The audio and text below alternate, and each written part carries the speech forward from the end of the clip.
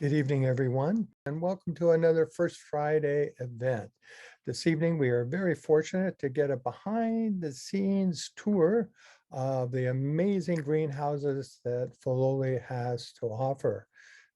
They're not usually a part of the tour, but we are fortunate that we have Jim with us this evening, who takes care of them and makes sure all of the wonderful plants that you get to see around the Filoli Gardens are well nurtured and looked after. Um, I can say that hundreds of times that I've been there, every time that I go there, I discover something new. Filoli is a place that you can visit over and over again and find little treasures that you never saw before. The great thing about gardening is that, well, it it helps you release the stress of the everyday world. And as Margaret Atwood once said, in the spring, at the end of the day, you should smell like dirt. And I'm sure Jim will appreciate this. And I've mentioned it in a good way that I bet he smells like dirt. So thank you very much, Jim, for joining us this evening. And we're looking forward to your presentation. Ladies and gentlemen, Jim Salyards from Filoli. Hello, Woodside Arts and Culture. This is Jim Salyards, Director of Horticulture at Filoli, and welcome to First Friday for October 1st, 2021. Hello, everyone. We're here at the Filoli Greenhouse Courtyard, and we are going to tour the nursery, greenhouses, and other related spaces around the nursery area at Filoli, so you can learn a bit more about the plants, the procedures, what each of the greenhouses functions to keep and do, and how they work, and all those sorts of things that make for a successful production area here at Filoli. So let's get started. So we are here at the Greenhouse Courtyard, and this space was designed by Arthur Brown Jr. Arthur Brown was the architect who designed most of the buildings associated with Filoli besides the mansion, the main house here at Filoli. He designed the garden house, the carriage house and chauffeur's quarters, the gardener's cottage, and this whole complex up here in the greenhouse area. So ahead of us is what we call the main greenhouse. This is where our big tropical collection is kept.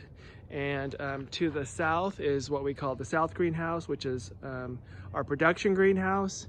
And then to the north is the north greenhouse, which is another one of our tropical houses. And then a little bit to the east of the north greenhouse is the head house.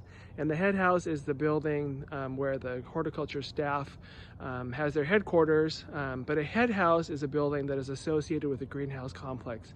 So at big growing facilities, universities, there's usually a head house that's associated with the greenhouse complex, and that's where typically a lot of the work in terms of potting and propagating happens in a clean, dry space.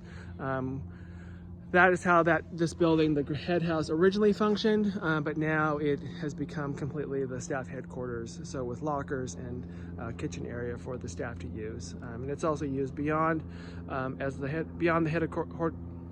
the staff headquarters for other staff events and parties and things like that.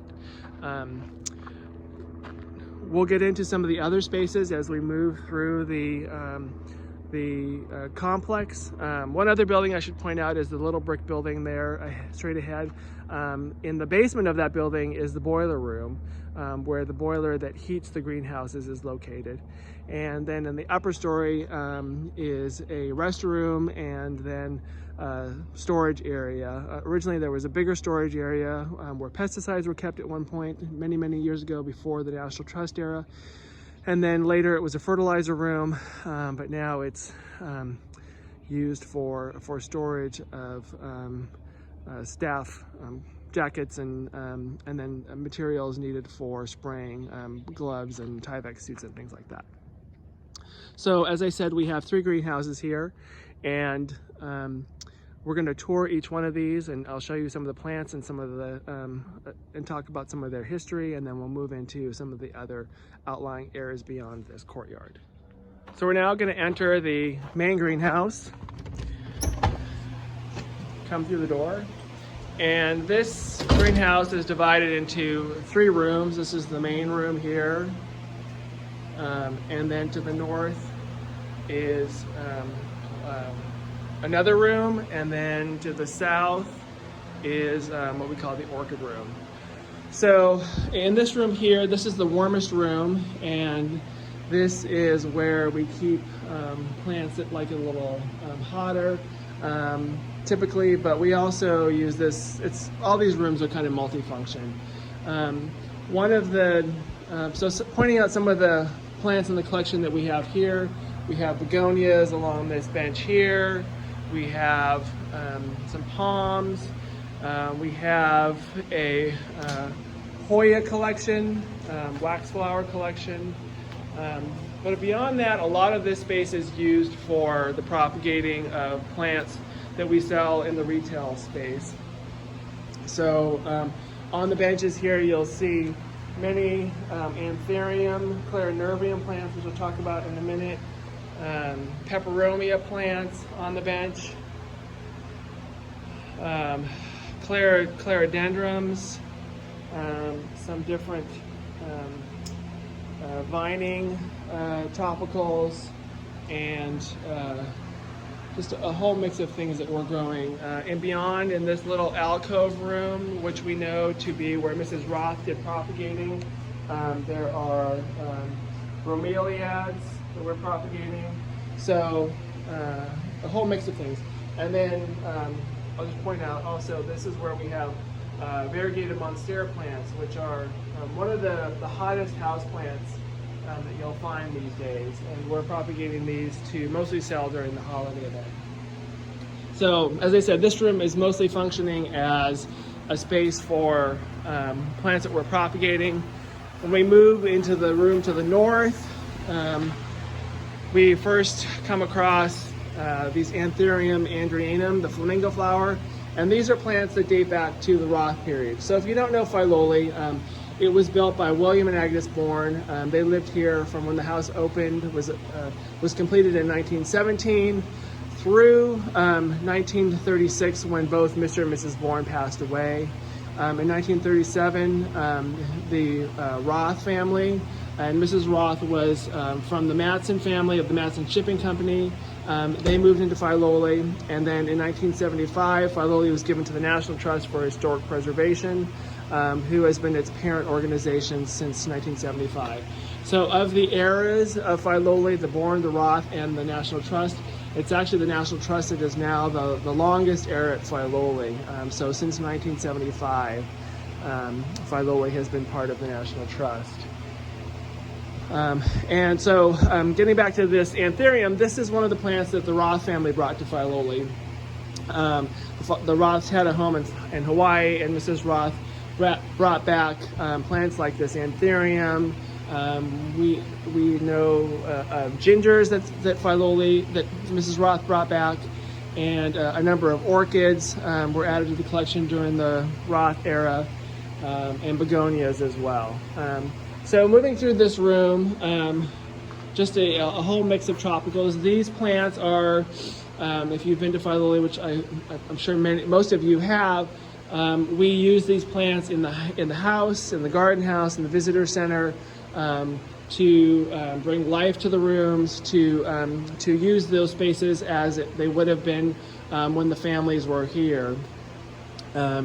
And at any one time when you're in the greenhouses, looking at the tropical collection, hopefully the best things are down in the house or in the garden house, visitor center for the guests to enjoy. So it's a constant cycle of things coming in and out as they come into flower and are looking their best. They then go down to the house and replace something that was in the house. We try to keep things in the house no more than a month or so. Some things cycle in within a few weeks. Some things will stay up to 6 weeks, things that can do well in dark spaces. we'll be in for longer than that. But typically, particularly in the house, things cycle in and out within a few weeks. So next, let's move to one of the the Bourne air plants. This is Anthurium clarinervium. This is a plant that is known for its beautiful velvety leaves and these beautiful green, pale green, silver veins with a deep velvety dark green background. The flowers aren't particularly showy, but they have nice architecture. As I said, this is a plant that was originally collected by the Bourne family and was propagated through the Roth era, and then now is something that we continue to grow. And we now are collecting seed from the plants. If I move down a little bit, you'll see a seed head, a fruit that is swelling up, and once those seeds turn orange, we'll pull those off and propagate those, germinate those, and have those for the plant shop once they get sizable, like the ones I showed in the previous room. So we have some of the gingers that are past bloom or coming into bloom. We have a sizable bromeliad collection, much of which was donated from a longtime member back in the early 2000s, and we maintain a good part of that collection still. Here is that Monstera, variegated Monstera borgesiana, and this is, as I said, one of the hot plants in the houseplant trade. Plants sell for hundreds of dollars because they're such a beautiful, fairly easy plant to have in your collection. This is another one of our prized plants. This is the chestnut vine. This is a variegated form of that plant, chestnut vine. The botanic name is Tetrastigma bornerianum, and as it grows, it'll have leaves that are solid green, it'll have leaves that are variegated, it'll have leaves that are almost all pale yellow green. So it's one of the ones that I particularly like that's in our collection, and it's in the grape family. Moving along, we have snake plants, which many of you know. It's a very easy house plant. Does well in darker spaces, likes it very dry, but will also flower and give a little bit of a, not too showy a show, but a bit of a show. More of our bromeliads. Moving back into the middle room, we have here a plumeria, also known as frangipani. And this variety is called Lurleen, and it was named after Mrs. Roth by the University of Hawaii, who did a lot of work with plumerias and may still be, I'm not quite sure. But this variety was named after Mrs. Roth during her time and was sent to us as cuttings probably over 10 years ago. And we've been growing it in our collection ever since then. And when it's in bloom, we'll often get it down into the garden house because this is a larger plant, but right now the plant is living up here. But a beautiful kind of sherbety red, orange, yellow flower, very fragrant. Moving along, some of the other plants we have in bloom. This is Globa. We have it both in pink and white.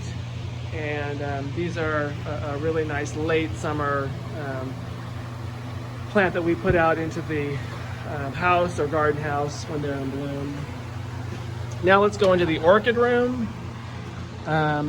So as I said, there are plants in this collection that date back to the Roth era, but we've added lots of plants to the collection over the years through purchases, donations, things like that.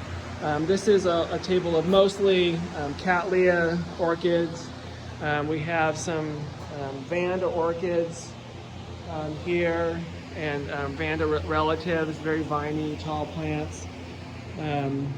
We have this section, which are the chain orchids, the dendrochilums, and this is Dendrochilum magnum, which I actually was just at the Conservatory of Flowers last week, and they have a huge collection of these, or a collection of huge plants that are in the conservatory and just perfume the whole air. It has kind of a spicy apple candle sort of a smell, but really beautiful. This is, something people don't recognize as orchids, these chain orchids, but they come in many different forms. Here's another one of the chain orchids. Some of them have more pendulous flowers, some have more upright flowers, and they come in oranges and chartreuse greens and yellows and whites, pinks, things like that.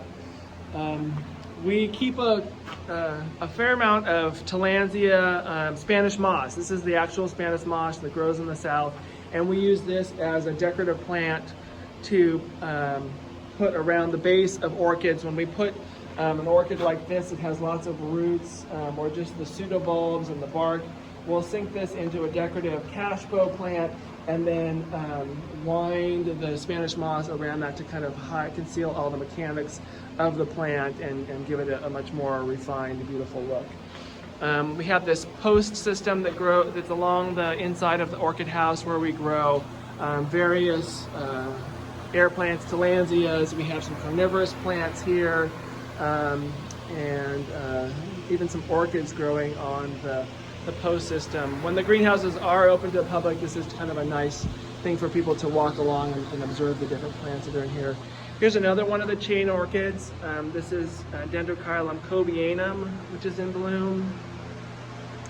And some of the other ones are coming into bloom here. This is Dendrochilum, it's another cobianum, which is a little bit behind its sister plant. But we have a number of dendrobiums and phalaenopsis, the moth orchids. This is one of the Cattleya relatives. This is a Portia orchid, and you can see the bud right here that's coming into, I'm not getting it, let's back up. This is the bloom on the Portia that's just budding out and will be opening up in the next month or so. So this is the orchid room at Filoli. So let's go on out. And let's move on to the next greenhouse. So now we're approaching the north greenhouse, coming through the door. And this is the north greenhouse. This greenhouse functions as another tropical house. Originally, this was the production greenhouse. This is where all the bedding plants were grown. And originally, the benches in here were just wooden benches. And in the mid-90s, Filoli embarked on renovating the greenhouses, updating the climate control system on the greenhouses, and then converting this and the south greenhouse, which we'll visit next, to metal benches, metal rolling benches, to give more space. They're much more clean, and having these, they actually roll back and forth along the length of the greenhouse, gives you about a third more area for plants. But in this greenhouse, we'll just spend a minute or two in here. We keep some of the plants that are more shade-loving and like it a little bit cooler. So some of the plants we have in here include some different philodendrons. This is Philodendron rugosum. We have Philodendron gloriosum in the far corner with the silver leaves kind of straight ahead. And then some big anthuriums, lots of ferns, Boston ferns. And this is a Lycopodium. This is blanking on the common name. But this is related to mosses. This is a primitive plant. And club moss. This is a club moss. And there are a number of these that are from Southeast Asia that have these kind of pendulous branches. We actually use this now mostly during the holidays because it has kind of a Christmas holiday greens look to it. And so we'll showcase it then during the holiday time. And we have some others over here in the greenhouse. We keep some of our cooler orchids in here, and this is where we'll overwinter our Cymbidium orchids. so that they are protected during the wintertime when they're producing their flower buds. But a nice mix of things in here. Some things that are in the midst of being produced for the garden shop as well. Just kind of a fun collection of things in the greenhouse here. So now let's go into the south greenhouse, our production greenhouse. So originally this greenhouse was a lath house. This was a shady house that was open to the elements. During the Bourne and Roth era, or during the Bourne era, this is where they grew ferns, things that just needed a little bit of protection, ferns, and then they would grow cineraria. And cineraria are a plant in the aster family that produce this big rosette of leaves at the base of the plant and then shoot up these really tall spikes of kind of a spray of daisy flowers in pinks and blues and whites. They were a important or fashionable plant for indoor spaces, and we have a photo of the during the Bourne era where they had a cineraria in the house. During the Roth era, Mrs. Roth covered the wood lathing with fiberglass, and then kept her Cymbidium collection in here during the winter. So the fiberglass provided a little bit more protection, and there is some heat in here. That's how Mrs. Roth used it. And then in the mid 90s, after the Filoli and the National Trust had done a study of the greenhouses and what needed to be done in terms of their upkeep and how they were functioning, they decided that they wanted to convert this greenhouse to a production greenhouse, that we just needed more space for the production of the bedding plants in the garden, along with what we were doing to produce plants for the garden shop. So between 94 and 97, this was converted into a production house. So same footprint, same foundation, but the metal work was added to frame it out, and then it was covered with glass. Let's just talk a little bit about the heating and cooling systems in the greenhouses. All of the greenhouses have a pipe system underneath them that acts like a radiator, and this is where the hot water is pumped up from the boiler that was in the little brick building I showed you earlier, and that is how the greenhouses are heated during the night. During the day, light comes in through the glass, and because of the greenhouse effect, that light energy is converted into heat, and that's what heats the greenhouses during the daytime in the winter.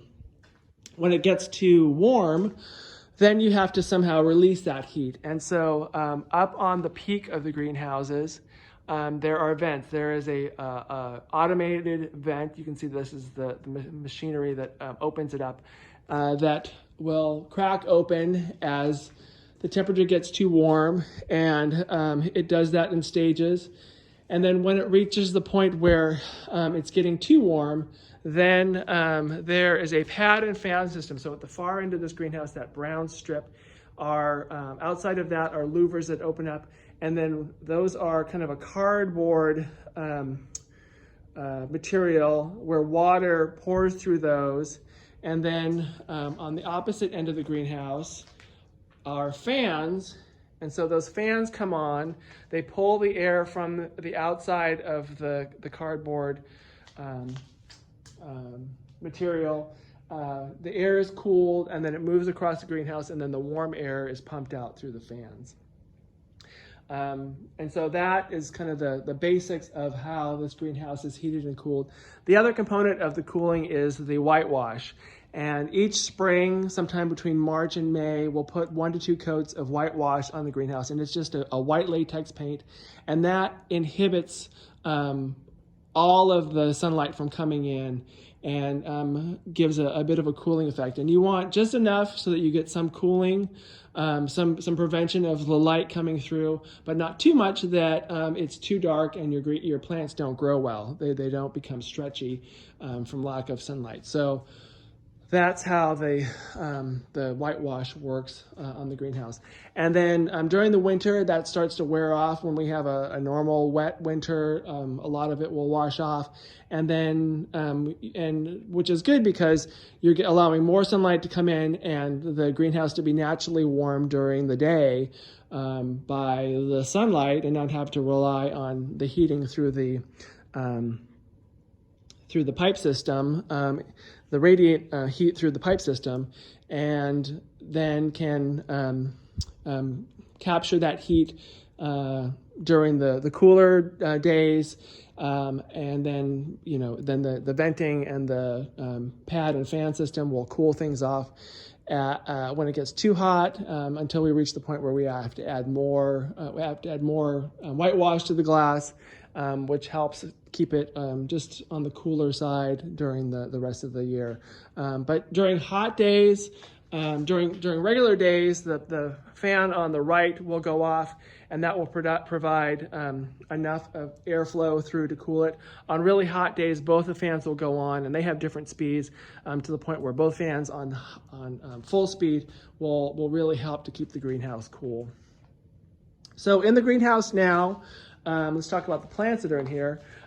First, I'll start with our other born era plant. This is a cycad. This is Lepidozamia perovskiana, and it's a cycad native to Australia that has been part of the collection for over 100 years. And it was kept through the Born era, through the Roth era, and we keep it to today. This is a cycad that is marginally hardy in our area, so it could grow outside, but in cold winters it can be damaged. So we did try for a while to keep it outside, but because it had been kept in a pot at that point for over 80 years, it just didn't have the ability for its root system to grow out onto the native soil. So we ended up bringing it back in the greenhouse. And it has flowered, quote unquote flowered. This is a female cycad. Cycads have both male and female plants, and this is a female plant. So it produces seeds, but they're sterile. And so we would need pollen or a male plant in order for us to produce fertile seeds. This is actually one of the, if you know cycads, some of the cycads are extremely threatened or almost extinct in the wild. This is one that is more common, and in the natural area where it grows, it actually grows into small trees, kind of like a palm tree, that are over 20, 30 feet tall. So this one has slowly grown this much in 100 years, but in its native habitat where it's just hot and swampy, it would grow much, much faster. Beyond that, as I said, this is the production greenhouse, and so we have lots of annuals that are being produced for the fall planting, which will become our spring displays. So we have lots of viola, Jersey gem, which is one of our beautiful traditional annuals we use for the spring display. We have various foxgloves here, and some columbines that are growing. These are some of the things that we've started early for some of the earlier planting that we'll do. We have begonias that have been propagated from our begonia collection in the main greenhouse that are being grown on to sell in the garden shop. Moving back to the other side, the east side of the greenhouse, we keep a fair number of succulents in our collection, but these are mostly ones that we propagate for sale. There's no history of succulents being grown at Filoli that we know of, but when succulents started to become hot in the 90s, we started building a collection and have continued to grow some of the things that are easy for us to propagate and we'll sell in the garden shop.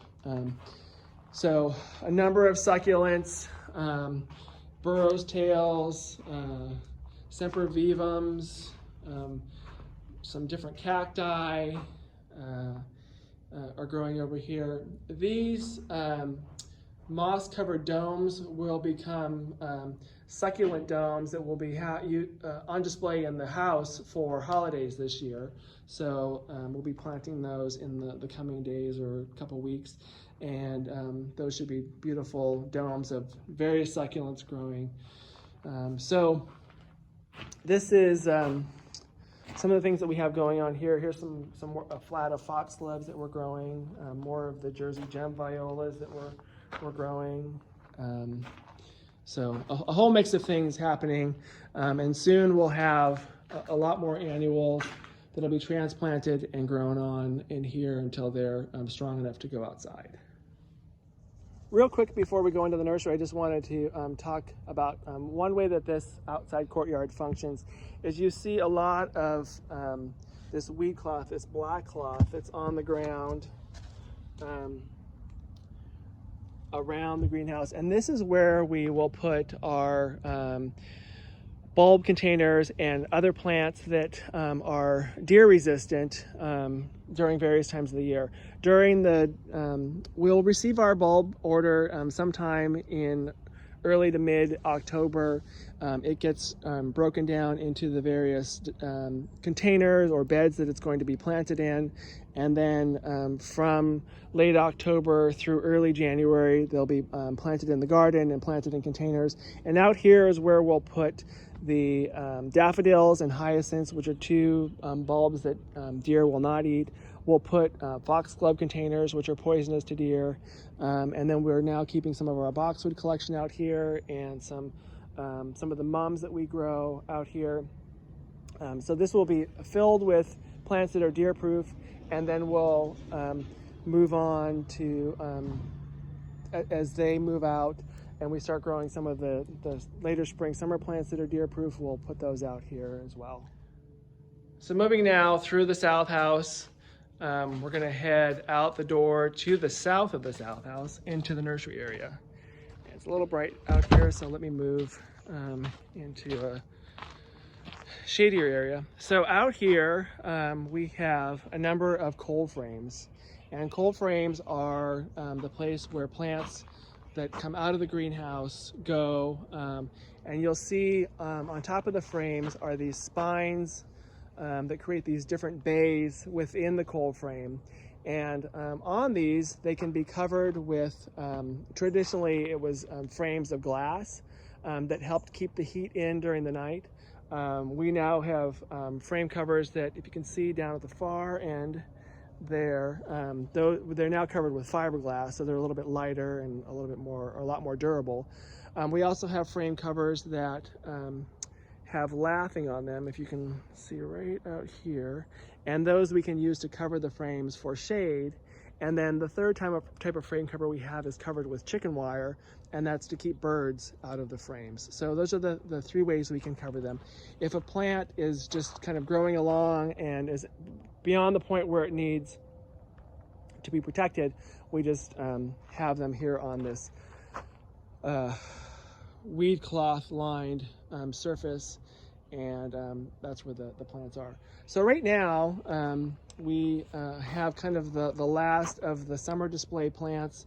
We keep on a certain number of replacements from the summer display. This summer the display's theme was fruitful garden, and for that we had many vegetables, particularly in the sunken garden, treated in a formal way, and then in the surrounding beds around the sunken.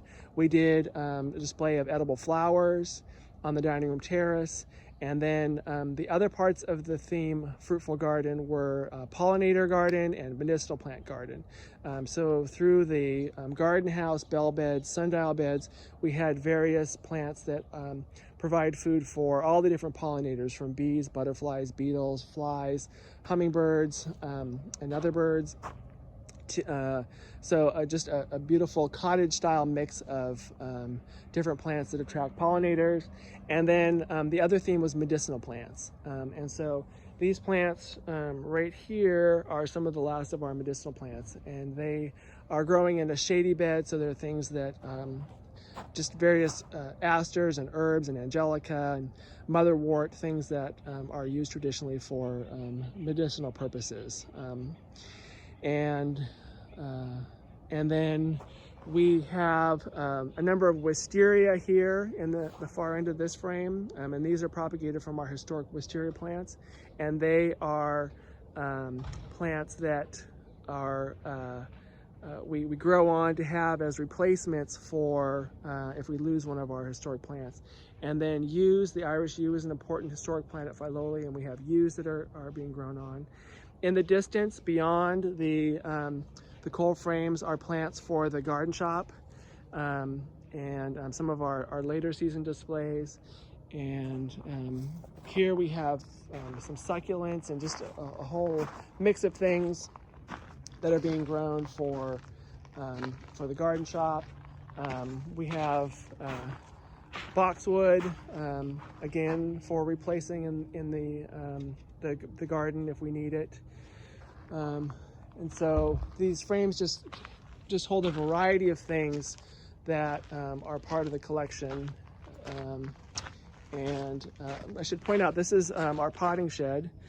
This is actually a replacement potting shed for the original potting shed that was here. In the late 90s, early 2000s, Gordon and Betty Moore, who live just south of Filoli at Mountain Meadow Estate, Mrs. Moore was on the board, and their caretaker was someone who had worked at Filoli. And Mrs. Moore was on the board at Filoli, and the Moores wanted to do something for the kind of upgrade of the facilities for the horticulture department and for the garden as well. And part of that was giving money for a new potting shed to be built. So I'll be taking you through that in a few minutes. But here are some of the other plants that are growing for summer. These are cone flowers, echinacea. This is a mix called Cheyenne Spirit. This is growing through the chart window. In this cold frame here, this is the Cymbidium Orchid Collection that we have that gets overwintered inside and is used mostly in winter and spring for display. We have some roses that are replacements should we lose roses in the rose garden. So let's just do kind of a quick tour around the nursery area. Here you see our lineup of wheelbarrows that we use mostly for moving potting soil. We have what we call the historic foliage border, and this is where we keep some of our aquatic plants as well. This is an area just adjacent to the nursery. Back here in a space we call the back nursery, we keep plants that are shade loving, like camellias for display, fuchsias, Boston ferns. We have a redwood tree, a staghorn fern, and then this little structure we call was the fuchsia house. This is where Mrs. Roth overwintered fuchsia pots during the winter. We now use it for storage. Mostly when we dry down our daffodils from the spring display, they are then harvested out of the pots and then put into black bulb crates that we can use to then plant in various places around the property. We have a pot storage area with various sizes of pots. Here, more display plants. Aspidistra, cast iron plant, some ferns, some other things. Moving out of the back nursery into the area behind the potting shed. This is part of our bonsai collection. So a whole mix of bonsai. There were some bonsai that were a part of the Bourne era estate that are still on the grounds, but we have, mostly in the 90s, collected or received collections of bonsai from, mostly from families in Woodside when it was just happened to be that it was 3 different matriarchs. When they passed away, the bonsai collection was given to Filoli, and that's how we built a collection of around 100 plants. Which also includes plants that we've developed in the last 15 years or so. It's a beautiful collection. We highlighted it this past winter on the dining room terrace and in the garden house, and we look toward doing more with our bonsai in the future. But these are this is another shady area. These are more plants like farfugium that we use for display, fatsia plants, both the variegated cobweb form and the regular green leaf form. Lots of bulb containers back here, or lots of containers that are mostly used for bulbs. This is where we store the bulb pots after they've been emptied. And then we have these stalls here where we store all sorts of weatherproof things, including flats and different sized plastic pots. Some of the smaller terracotta pots are all kept back here. And then one more thing I want to point out is back here beyond the nursery area is where we have our soil mixer. Just turn here. So this is our soil mixer. This is where we make our soil here at Filoli. It's covered right now, but there's a big hopper on the top side of this that we can dump with a tractor into the hopper. And our soil is a combination of sand, coconut fiber, also known as coir. We use these white bales are rice hulls that go into the mix. We have redwood sawdust, which is just the straight redwood sawdust from redwood lumber industry, or lumber industry. It's the sawdust left from milling redwood, and then compost from the estate.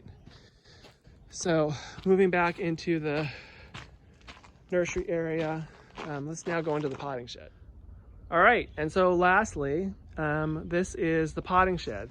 So we're going to go into the door that's on the east side, and the potting shed is broken up into two major rooms. This is what we call the soil room. So we have these benches here of our soil that we use for pretty much everything we do. It's used for the bulb pots, the annual pots, for the herbaceous and annual and woody plants that grow out in the nursery in cell packs or in 4-inch 1-gallon pots. We pretty much use the same potting soil, and so this is the final product from all those different components that I talked about earlier. You can see the white rice hulls. Rice hulls we started using in the last few years, and they replace perlite. They're a sustainable alternative to using perlite in your soil. And as I said, we use coir, which is another sustainable alternative to peat, which was traditionally used in potting soil. The sawdust is a byproduct of the lumber industry, and so it's just something that can be utilized as a component of for soil for potting soils, and then sand, and then the compost, which we generate on site. So we have these benches here that are a nice height for potting pots, but under the bench here you see these wooden boxes, and those can be used to put up on top of the bench to give you a little bit more height when you're potting something close, that's closer to you, and smaller, like these seed flats. So we can raise those up onto boxes of various heights, so that you're not having to crouch over. And you see we have mats here on the floor that support your back a little bit more and make it more comfortable to be working on the surface. We have a sink here in the corner that we'll use to fill up and sterilize the seed and cutting flats that we use for propagating. So those are some of the components of this room here. This is really actually a very beautiful potting shed. Originally this was going to be a much more rough space, but when we started working on it, we decided to go with the beautiful wood paneling, the pine paneling, instead of what was going to be just plywood. So when this first was open for us to start using it, really kind of had this feel of a beautiful cabin. But the architecture, both in and out, is somewhat like the head house building, with these beams and the wood paneling on top, and then it has the clay tile roof. This is an office area where Kate Noel, the production manager, has her office. And then this room we call the project room. Right now we have a soil bench in here. Because of COVID, we've had to space out our potting operation so that staff can work more far apart. And so we have this cart, which we usually use during the bulb potting season when we need lots of people working on bulb containers, but we've actually kept this in here through the COVID season so people can be working in the different rooms and not have close contact.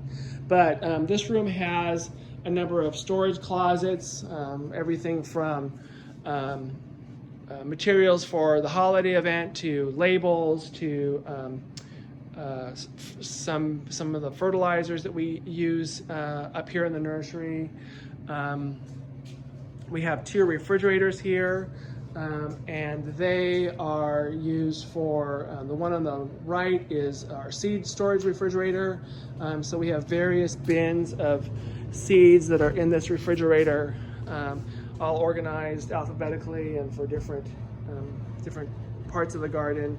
So this is most of the annuals and perennials that are used in the greater part of the garden.